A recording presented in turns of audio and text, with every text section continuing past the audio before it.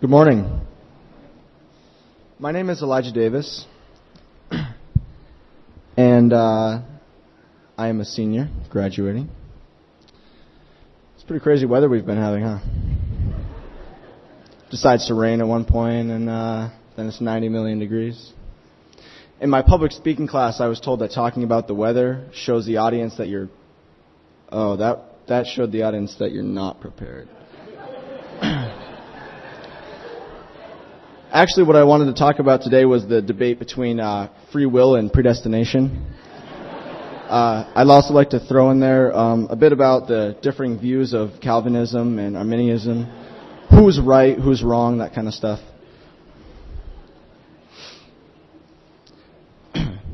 I've been on this earth about 17 and a half years, and I barely remember a day where I haven't been worried about something.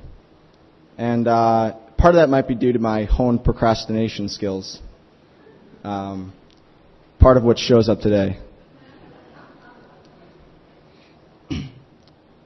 Another part of my worrying problem might be that I was raised on the streets of Jericho. It's a pretty rough neighborhood. Well, I grew up on a dairy farm, and that's presented some challenges to me before. Part of that being the difference between my friends and I. And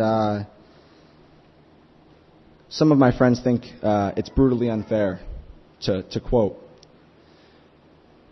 And sometimes that would show in my attitude.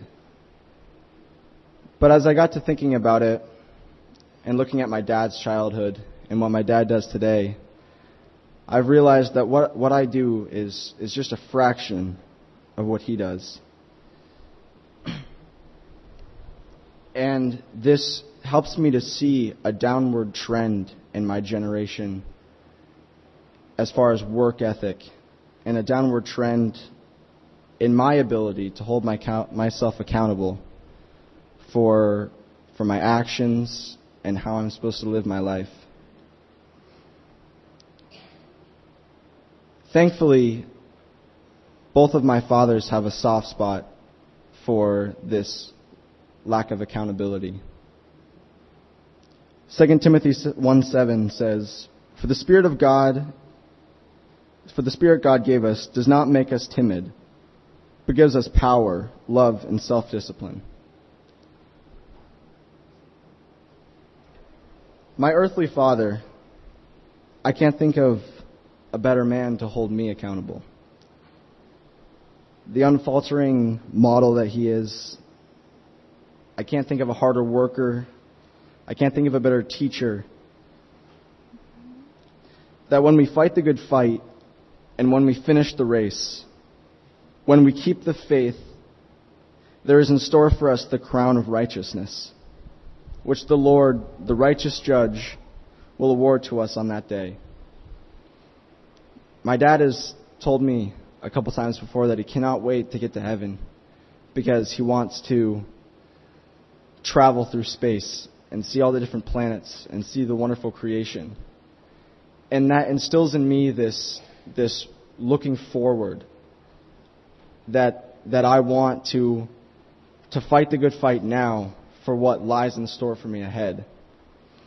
And so I share that want to just travel through God's beautiful creation past this earth. Well, my accountability issue isn't a new thing. When I was quite a bit younger than I am now, I was in the balcony during one communion service, learning how to operate the sound system. And it was during communion, and a friend and I had kind of zoned out of the service. And we were playing around, goofing around, listening to a funny sound that the sound system was making. And I remember communion had started, and I feel a hand on my right shoulder. And I remember this memory so vividly. And I instantly, put my headphones down. And Mr. Johnson kneels down between my friend and I. And he says, "Gentlemen, are we ready to take communion?" And I took the easy way out and I said yes. But we weren't ready to take communion at all. And I fully expected Mr. Johnson to get up and walk away with that plate. But instead he gave us communion.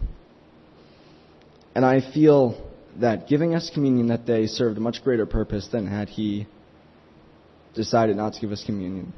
Because Jesus' broken body isn't just for the righteous and those who have made amends already.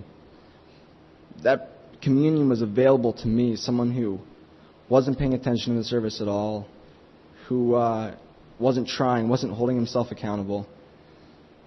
But the communion was still there, and I remember it to this day as something that makes me want to always stay accountable.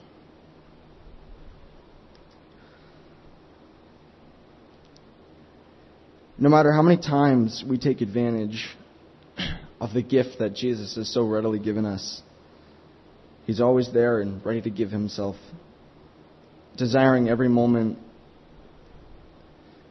that the cross will transform us into accountable men and women of the faith.